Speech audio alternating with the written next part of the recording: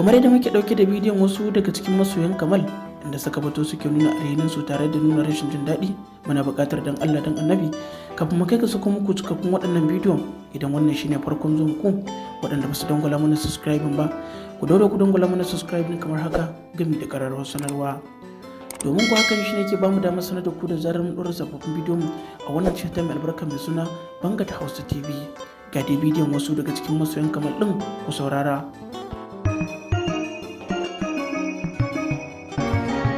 Tafiya a baya babba, mutuwa a baya babba, ɗan adam ba komai ne ba, ɗan adam ba kowa ne ba.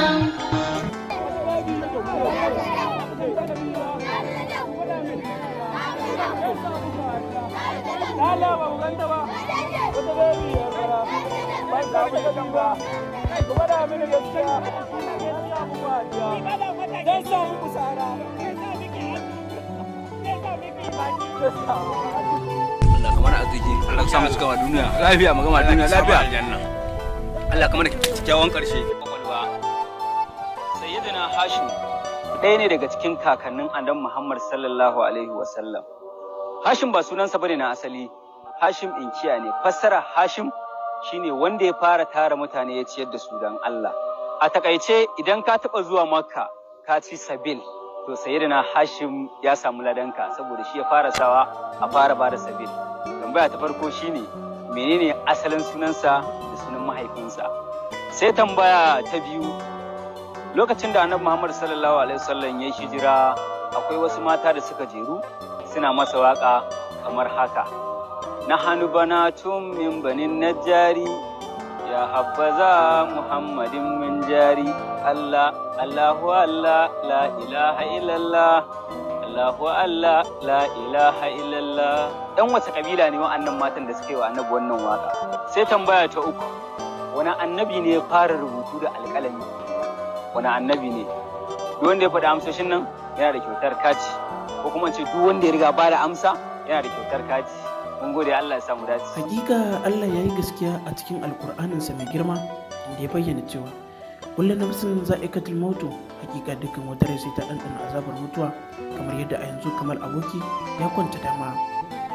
Wannan mutuwa ta zame wato 'yan masana'antar Kano ɗin darasi, inda wasu daga ciki suka fito suka tofa albarkacin bakin su tare da nuna alheri. An daɗe ba a yi rasuwa a masana'antar Kano da ta jijjiga matasa ba, musamman 'yan masana'antar ta Kano, inda wasu daga cikin wato mutane mabiya wato Kamal aboki din wanda ba ma 'yan ƙasar nan bane suka fito suka tofa albarkacin bakin su tare da nuna alhini da kuma rashin jin daɗi, inda zaka ga wasu ma suna yin kuka 100% kamar yadda abin ya taɓa zuciyoyin mutane da dama.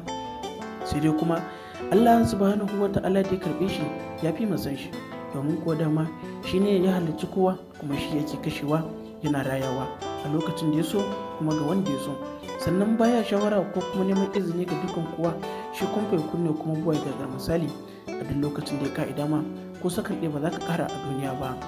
Don haka duk wanda kuka ya mutu to kun lokacinsa ne, idan dai kana da kokari ka yi mutum addu'a Allah ya sa ya huta, Allah ya sa hakan shine kafara, domin ko idan lahira ta yi kyau ba a maganar duniya.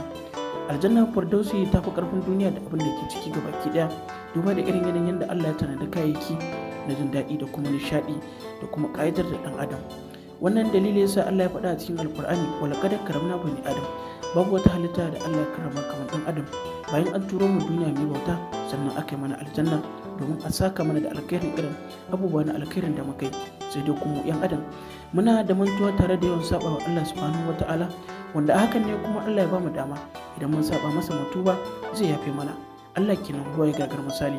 Allah ya hayya qayyim ya zuwa jalali wa ikram, mu tausali tsarkaken sunanka. Allah ka ji kan wannan bawa naka, Allah ka sa ya huta. Mun gode da sauraron shirin mu, ko ta lafiya.